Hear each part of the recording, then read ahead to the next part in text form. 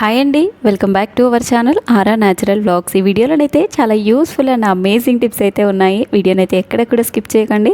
చూసిన ప్రతి ఒక్కరికి కూడా ఒక చిన్న లైక్ చేసి ఛానల్ అయితే సబ్స్క్రైబ్ చేయడం మర్చిపోకండి. ఎవరైనా సరే ఫస్ట్ టైం మన ఛానల్ని చూస్తున్నట్లయితే ఒక్కసారి ఛానల్కి వెళ్ళి అయితే చెక్ చేయండి. మీకు నచ్చిన కంటెంట్ ఉంది, యూజ్ అయ్యే టిప్స్ ఉన్నాయనుకుంటే రెగ్యులర్గా ఛానల్ అయితే ఫాలో చేస్తూ ఉండండి. యూట్యూబ్లోనే కాదండి, ఇన్స్టాగ్రామ్లో కూడా ఫాలో చేయండి. అక్కడ కూడా మంచి మంచి టిప్స్ అయితే షేర్ చేస్తూ ఉంటాను.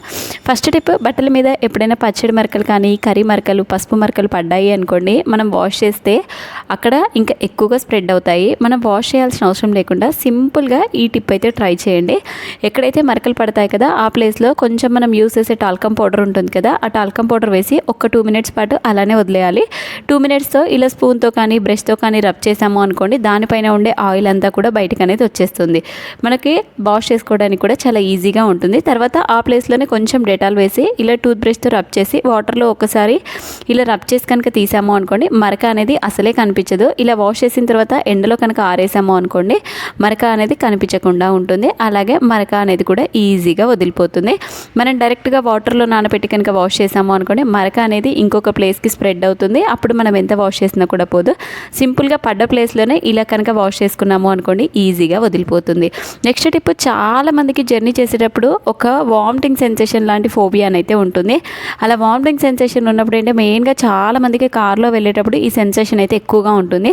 అలాంటి వాళ్ళు ఏంటంటే ఒక కాటన్ కర్చీఫ్ తీసుకొని అందులో కొన్ని బియ్యంని వేసుకోవాలి. అలాగే అందులోనే కొంచెం కర్పూరంని వేసుకోవాలి. మంచి స్మెల్ అయితే ఉంటుంది. ఒకవేళ ఇది వద్దు అనుకునే వాళ్ళు పచ్చ కర్పూరమైనా లేదు జవాది పౌడర్ అయినా ఏదైనా వేసుకోవచ్చు. తర్వాత దీన్ని ఫోల్డ్ చేసేసి మనం మూటలా చుట్టుకొని స్మెల్ కనుక చూసాము అనుకోండి, కర్పూరం స్మెల్ మంచిగా ఉంటుంది కాబట్టి మనకి వామిటింగ్ సెన్సేషన్ అనేది రాకుండా ఉంటుంది. ఈ స్మెల్ అనేది మనకి 4 to 5 అవర్స్ వరకు ఉంటుంది. మనం కావాలి అంటే మళ్ళీ చేంజ్ చేసుకున్నాము అనుకోండి, రిమైనింగ్ 4 to 5 అవర్స్ వరకు కూడా వాడుకోవచ్చు. ఇలా జర్నీ చేసేటప్పుడు కంఫర్ట్గానైతే ఉంటుంది. ఇది లేదు అనుకునే వాళ్ళు లెమన్ అయితే క్యారీ చేసుకోవచ్చు. నిమ్మకాయ స్మెల్ చూసినా కూడా మనకి వామిటింగ్ సెన్సేషన్ అయితే రాకుండా ఉంటుంది. నెక్స్ట్ టిప్, మనము ఇంట్లో రోజు దీపారాధన చేయడానికి మ్యాచ్ బాక్స్ను, ఏదైనా దీపం వెలిగించడానికి మ్యాచ్ బాక్స్ని అయితే తప్పకుండా వాడుతూ ఉంటాం కదా. ఎప్పుడైనా మ్యాచ్ బాక్స్ మిక్స్ అయ్యి వాటర్లో కనుక పడింది అనుకోండి, అదైతే అస్సలు వెలగదు. ఎందుకంటే ఆల్రెడీ వాటర్లో అంతా తడిచిపోయి ఉంటుంది కాబట్టి. అలా తడిచిపోయినప్పుడు ఏంటంటే పక్కన పడేయాల్సిన అవసరం లేకుండా, ఎండలో ఆరబెట్టే పని లేకుండా ఇలా సింపుల్ టిప్ని అయితే ట్రై చేయండి. మనం ఇంట్లో యూస్ చేసే టాల్కమ్ పౌడర్ ఉంటుంది కదా, ఆ టాల్కమ్ పౌడర్కి 2 సైడ్స్ ఎడ్జెస్ ఏదైతే ఉంటాయి కదా, ఆ ఎడ్జెస్కి మొత్తం కూడా ఇలా రబ్ చేసుకోవాలి. ఇలా రబ్ చేయడం వల్ల ఏంటి అంటే అది వెంటనే ఆరిపోతుంది. తర్వాత మ్యాచ్ బాక్స్లో పుల్లలు ఉంటాయి కదా, అది తీసి కనుక వెలిగించాము అనుకోండి, మంచిగా వెలుగుతుంది. ఈవెన్ మనం వాటర్లో పడ్డ వెంటనే తీసి ఇలా పౌడర్ కనుక అప్లై చేసాము అనుకోండి, మ్యాచ్ బాక్స్ అనేది మంచిగా వెలుగుతుంది. వాటర్లోనే ఒక 1/2 అవర్ 30 మినిట్స్ కానీ 50 మినిట్స్ కానీ నానిపోయింది అనుకోండి, ఆ మ్యాచ్ బాక్స్ అయితే పనిచేయదు. పడ్డ వెంటనే కనుక తీసి ఇలా ట్రై చేసాము అనుకోండి, మ్యాచ్ బాక్స్ అయితే మంచిగా వెలుగుతుంది. నెక్స్ట్ టిప్, మనందరి ఇళ్ళలో కూడా ఇలాంటి టిక్ టాక్ పిన్స్ అయితే వాడుతూ ఉంటాము. కొన్ని రోజులు వాడిన తర్వాత ఆ కలర్ అంతా షేడ్ అయిపోయి తెల్లగా అయిపోతూ ఉంటాయి కదా, అప్పుడు మనం పక్కన పడేస్తూ ఉంటాము. అలా పక్కన పడేయాల్సిన అవసరం లేకుండా వీటిని 2 విధాలుగా అయితే యూస్ చేసుకోవచ్చు. మనం ఇంట్లో రెగ్యులర్గా గ్రాసరీస్ అయితే యూస్ చేస్తాము. ఇలాంటి గ్రాసరీ ప్యాకెట్స్ సగం వేసిన తర్వాత రిమైనింగ్ సగం ఇలా ఫోల్డ్ చేసి పెట్టడం వల్ల నెక్స్ట్ మనం ఏదైనా చదువుకునేటప్పుడు కానీ రాసుకునేటప్పుడు కానీ ఇలాంటి డైరీస్ అయితే వాడుతూ ఉంటాం కదా, మనం ఫ్యాన్ కింద కూర్చున్నప్పుడు అటు ఇటు పేజెస్ అయితే మూవ్ అవుతూ ఉంటాయి. అలా మూవ్ అవ్వకుండా ఉండాలి అంటే ఇలా పిన్స్ కనుక ఎడ్జెస్కి పెట్టాము అనుకోండి, అవి స్టిఫ్గా ఉంటాయి. మనం చదువుకునేటప్పుడు మనకి కానీ పిల్లలకి కానీ ఎలాంటి డిస్టర్బెన్స్ అయితే ఉండదు. ఇలా 2 విధాలుగా మంచిగానైతే రీయూస్ చేసుకోవచ్చు.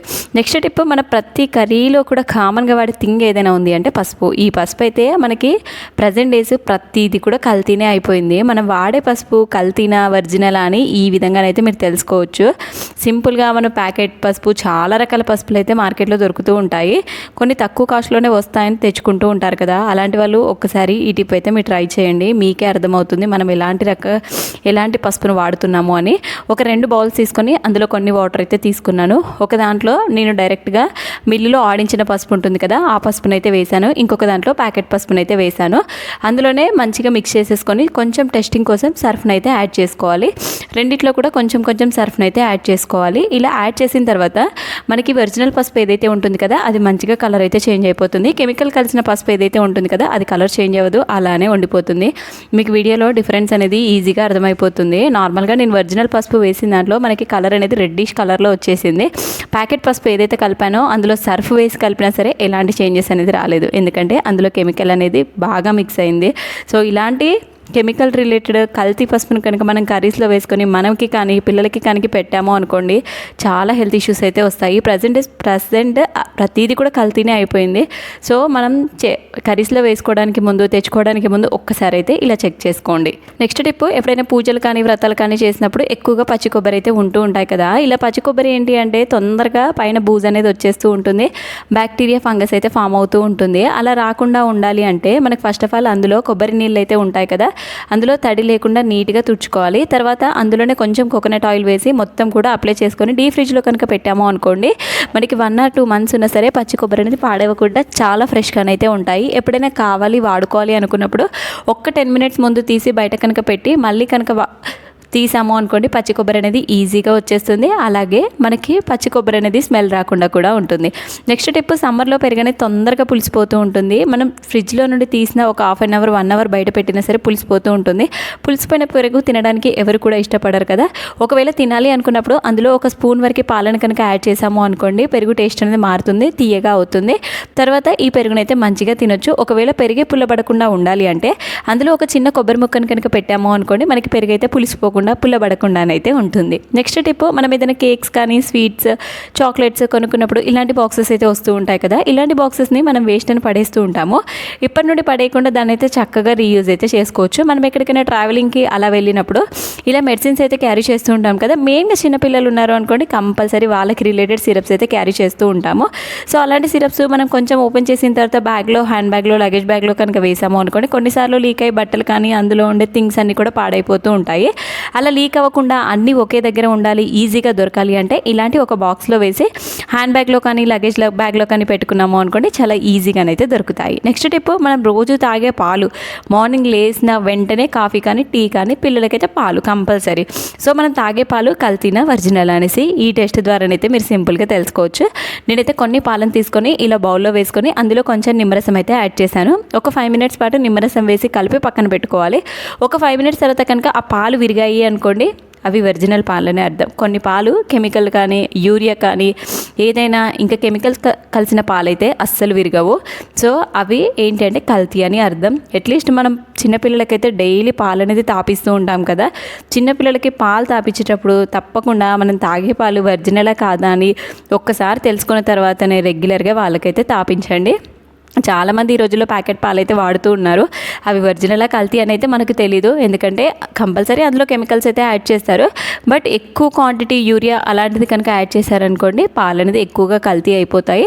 వాటి వల్ల పిల్లలకి కానీ మనకు కానీ తాగిన చాలా హెల్త్ ఇష్యూస్ అయితే వస్తాయి. సో కంపల్సరీ తాగే ముందు ఒకసారి అయితే ఇలా చెక్ చేసుకోండి. నెక్స్ట్ టిప్, సమ్మర్లో కొత్తిమీర కానీ ఆకుకూరలు కానీ తొందరగా పాడైపోతూ ఉంటాయి. మనం ఎంత మంచిగా స్టోర్ చేసినా సరే వితిన్ 1 or 2 daysలోనే కలర్ అయితే మొత్తం కూడా ఎండిపోతాయి, పండు బారిపోతూ ఉంటాయి. సో అలా మనకి పాడవకుండా ఉండాలి అంటే ఎప్పుడైనా సరే ఇలా వేర్లను కట్ చేసుకొని ఓన్లీ పైన భాగంని మాత్రమే ఉంచుకోవాలి. తర్వాత ఒక బాక్స్ తీసుకొని అందులో వాటర్ని వేసుకొని ఈ పైన కాడలు ఏదైతే ఉంటాయి కదా ఆ వాటర్లో మునిగేటట్టు పెట్టేసి పైనుండి ఒక కవర్ని అయితే కవర్ చేసేయాలి. తర్వాత దీన్ని తీసుకెళ్ళి ఫ్రిడ్జ్లో కనుక పెట్టాము అనుకోండి మనకి 10 to 15 days వరకైనా సరే కొత్తిమీర అనేది పాడవకుండా చాలా ఫ్రెష్గానైతే ఉంటుంది. మనం డైరెక్ట్ బాక్స్లో వేసి పెట్టినా సరే ఒక్క ఆకు కుళ్ళిపోయినా సరే రిమైనింగ్ ఆకులన్నీ కూడా కుళ్ళిపోతూ ఉంటాయి. ఇలా కనుక స్టోర్ చేసాము అనుకోండి 10 to 15 days అయితే చాలా ఫ్రెష్గానైతే ఉంటుంది. ఆకుకూరలు, పుదీనా, కొత్తిమీర ఎలా స్టోర్ చేసుకోవాలి అనేసి మన ఛానల్లో చాలా రకాల వీడియోస్ అయితే చేశాను. ఒక్కసారి ఛానల్కి వెళ్ళి అయితే చెక్ చేయండి. నెక్స్ట్ టిప్, ఈ రోజుల్లో చాలామంది కామన్గా ఫేస్ చేసే ప్రాబ్లం హెయిర్ ఫాల్ అవ్వడం, హెయిర్ అనేది తెల్లగా అయిపోవడం. అలాంటి వాళ్ళు ఒక్కసారి ఈ న్యాచురల్ హెయిర్ కలర్ ప్యాక్ని అయితే ట్రై చేయండి, చాలా మంచి రిజల్ట్ ఉంటుంది. దానికోసం కొంచెం వెల్లుల్లి పొట్టు, ఉల్లిగడ్డ పొట్టు, కొంచెం కరివేపాకు వీటన్నిటిని తీసుకొని ఒక ముకుట్లో వేసుకోవాలి. తర్వాత స్టవ్ మీద పెట్టేసి మీడియం ఫ్లేమ్లో ఒక 10 to 15 minutes అయితే మంచిగా రోస్ట్ చేసుకోవాలి. అవి మంచిగా కలర్ అయితే చేంజ్ అవుతూ ఉంటాయి. తర్వాత ఈ కలర్ చేంజ్ అయిన వాటిని తీసుకెళ్ళి మిక్సీ జార్లో వేసి ఒక్క 2 rounds వరకు అయితే తిప్పుకోవాలి. ఇలా తిప్పుకున్నాము అనుకోండి మెత్తని పౌడర్ లాగానైతే రెడీ అయిపోతుంది. ఈ పౌడర్ని ఒక బౌల్లో వేసి నువ్వుల నూనెని కానీ కొబ్బరి నూనెని కానీ ఏదైనా యాడ్ చేసుకున్నాము అనుకోండి ఒక మంచి లిక్విడ్ టెక్స్చర్లోకి అయితే వచ్చేస్తుంది.